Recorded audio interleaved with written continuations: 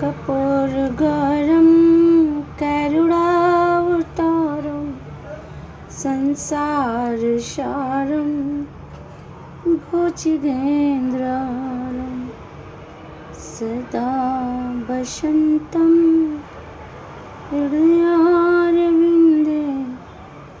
भवं भवानी चेतं नमामि।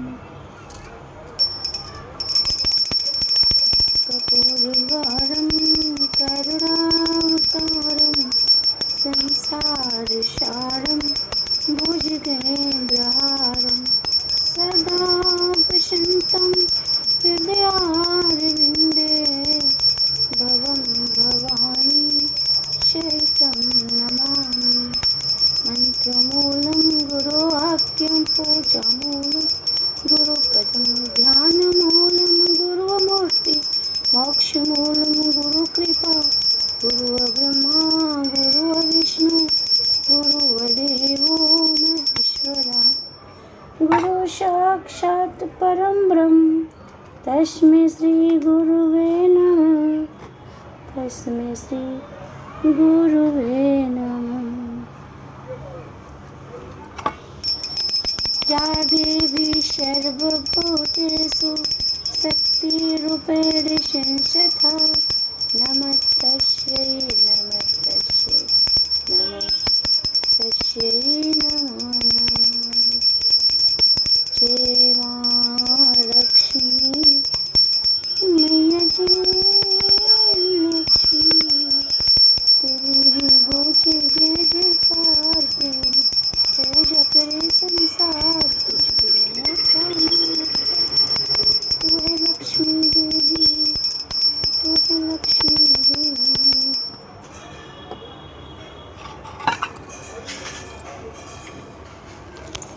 कपूरगौरं करुणावतारं संसारसारं भुजगेन्द्रहारं सदा वसन्तं हृदयारविन्दे भवं भवानी चेतं नमामि। गुरुवाक्यं पूजामूलं गुरुपदं ध्यानमूलं गुरुमूर्ति मोक्षमूलं गुरुकृपा गुरुर्ब्रह्मा गुरुर्विष्णु गुरुर्देवो महेश्वरा।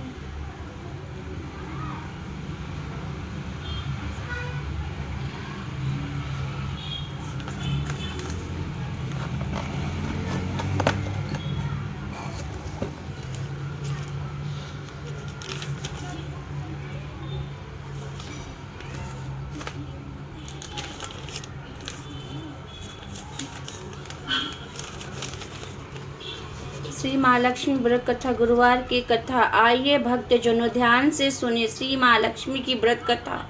गुरुवार की व्रत कथा, इसे श्रवण और पठन करने से दुख दरिद्र दूर हो जाता है।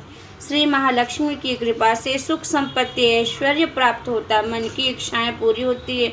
श्री महालक्ष्मी माता के अनेक नाम हैं। भूतल में वे छाया, शक्ति, तृष्णा, शांति, जाति, लज्जा, श्रद्धा, कांति, वृत्ति, स्मृति, दया, तुष्टि, माता, अधिष्ठात्री एवं लक्ष्मी रूप में स्थित है। इन्हें प्रणाम करते हैं। कैलाश पर्वत पर पार्वती, क्षीर समुद्र में सिंधु कन्या, स्वर्गलोक में महालक्ष्मी, भूलोक में लक्ष्मी, ब्रह्मलोक में सावित्री, गोलोक में राधिका, वृंदावन में रामेश्वरी, चंदन वन में चंदा, चंपक वन में गिरिजा, पंचन वन में पद्या, मालती वन में मालती, कुंदन वन में कुंदती, केतकी वन में सुशीला, कंदम वन में कंदममाला, राजप्रसाद में राजलक्ष्मी, घर घर में गृहलक्ष्मी इन विविध नामों से पहचानी जाती हैं। इस तरह सर्वथा चारों ओर सर्वभूत माता श्री लक्ष्मी की ये कथा है। अब इसका श्रवण पठन करेंगे। भारतवर्ष के स्वराष्ट्र देश में द्वापर युग में यह कहानी हुई थी सौराष्ट्र में। उस समय भद्रश्वा नामक के राजा थे। वे बड़े पराक्रमी राजा थे। 4 वेद, 6 शास्त्र, 18 पुराण आदि का उन्हें ज्ञान था। उनकी रानी का नाम था सूर्यचंद्रिका। रानी दिखने में सुंदर और सुलक्षणा थी तथा पतिव्रता थी। उन दोनों की 7 पुत्र तथा उनके बाद एक कन्या का वरदान मिला था। कन्या का नाम श्यामबाला था। एक बार श्री महालक्ष्मी के मन में आया कि जाकर उस राजा के राजप्रसाद में रहें, जिससे राजा को 2 गुनी धन दौलत प्राप्त होगी और वह इस धन दौलत से अपनी प्रजा को और खुश दे पाएगा और सुख दे पाएगा। गरीब के घर अगर रहे और उसे धन दौलत प्राप्त हो तो वह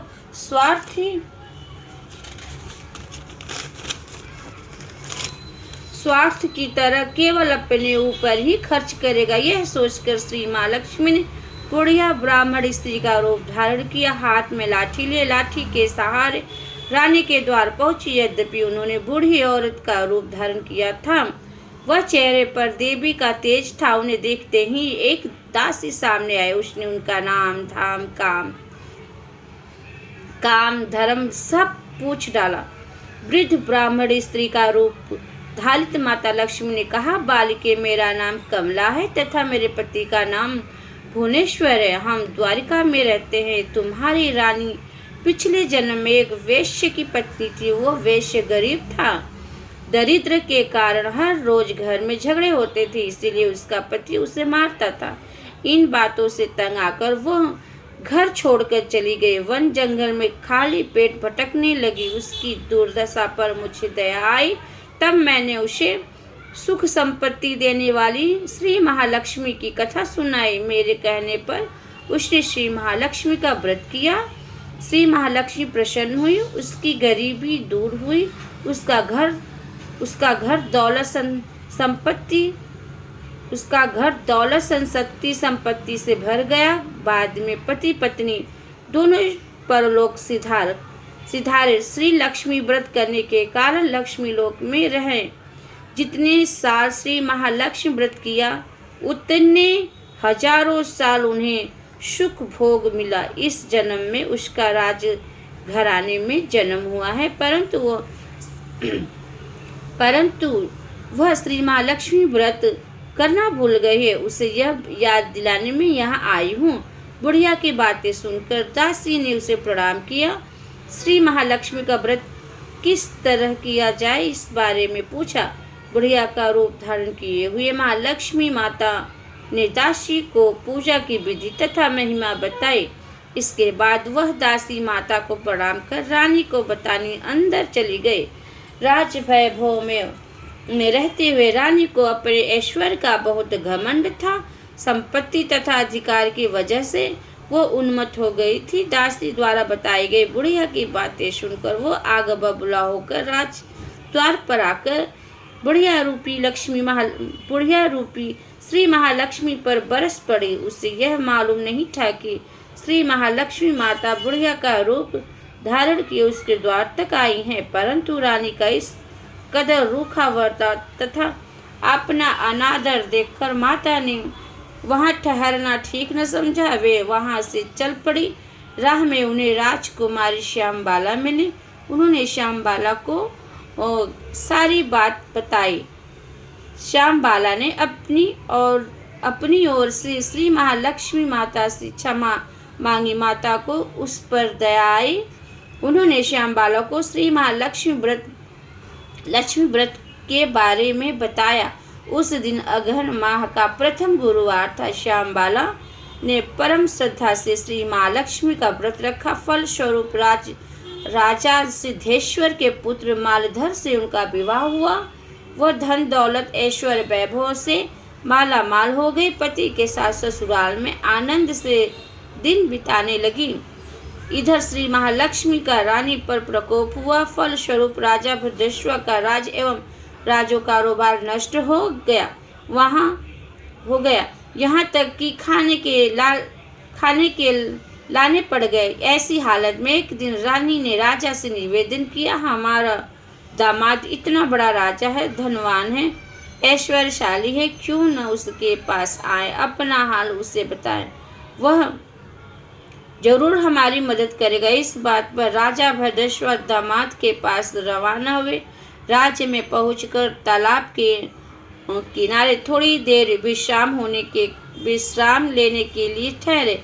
तालाब से अब पानी लेने आते जाते दासियों ने उन्हें देखा। उन्होंने विनम्रता से उनकी पूछताछ की। जब उन्हें यह मालूम हुआ कि वे रानी श्यामबाला के पिता हैं, तो दौड़ते हुए जाकर उन्होंने रानी को सारी बात बताई। रानी ने दासी के हाथ राज परिधान भेजकर बड़े ठाठ से उनका स्वागत किया, आदर सत्कार किया, खान पान करवाया। जब वे लौटने लगे तो सोने की मोहरों से भरा घड़ा दिया।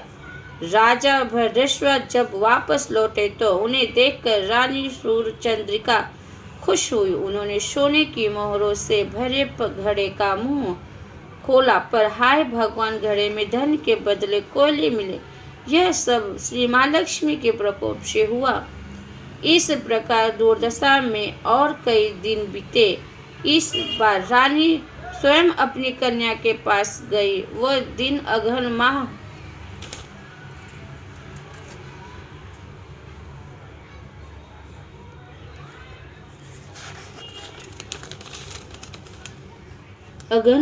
का अंतिम गुरुवार था। श्यामबाला ने श्री महालक्ष्मी का व्रत किया। राजा श्यामबाला ने महालक्ष्मी का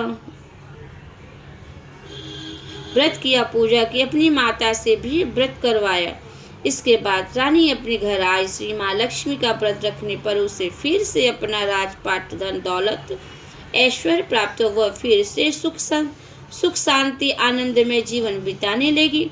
कुछ दिनों बाद राजकन्या श्यामबाला अपने पिता के घर आए। उसे अपने घर देखकर सूर्यचंद्रिका को पुरानी बातें याद आई।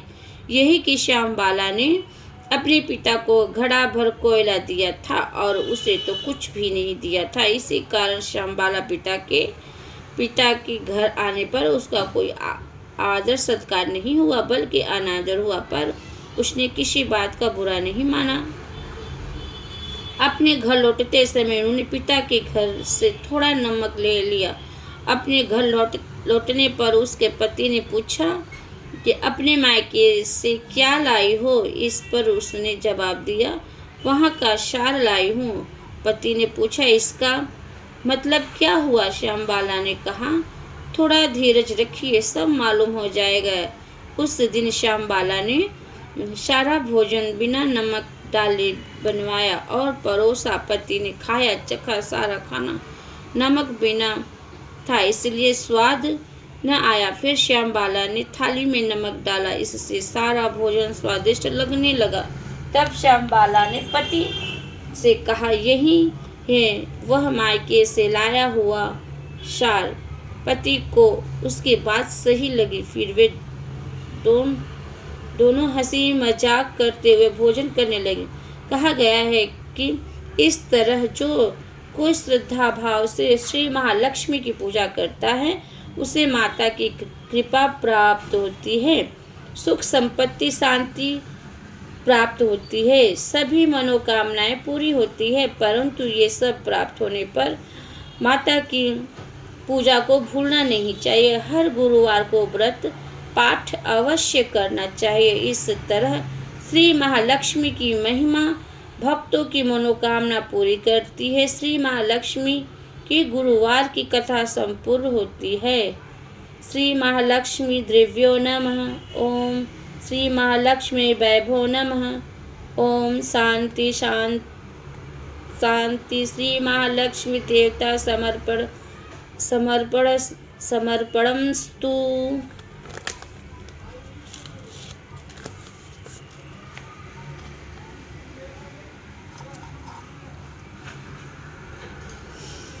हे महालक्ष्मी, जो कुछ भी हमसे भूल मेरे गलती के क्षमा करो। हाथ जोड़ के विनती प्रार्थना करते हैं, हे महालक्ष्मी।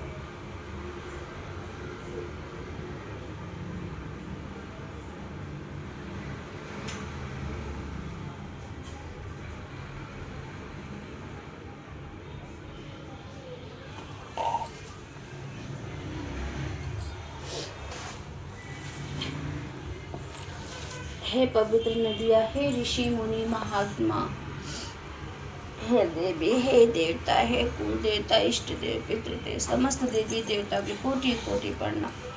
हाथ जोड़ के विनती प्रार्थना करते, जो कुछ भी भूल बोले माफ करो।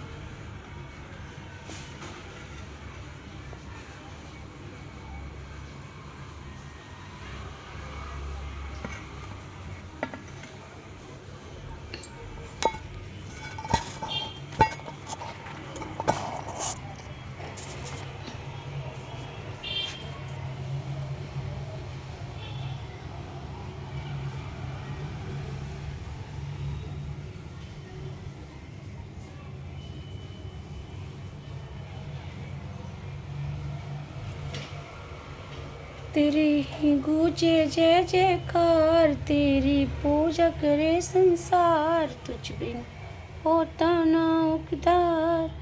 तू है लक्ष्मी मैया, तू है लक्ष्मी मैया, तू है लक्ष्मी मैया।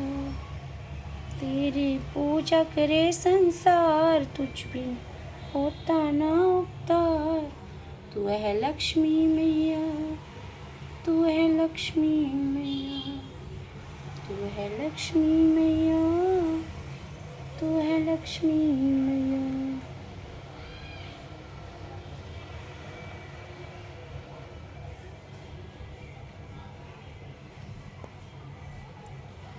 ओ मैया सिंगार तेरा लाल, लाल महावर, लाल लाल चूड़ियाँ, लाल महावर, लाल लाल चूड़ियाँ। ओ मैया सिंगार तेरा लाल, लाल ही चूड़ा, लाल लाल बिंदी। ओ मैया श्रृंगार तेरा लाल।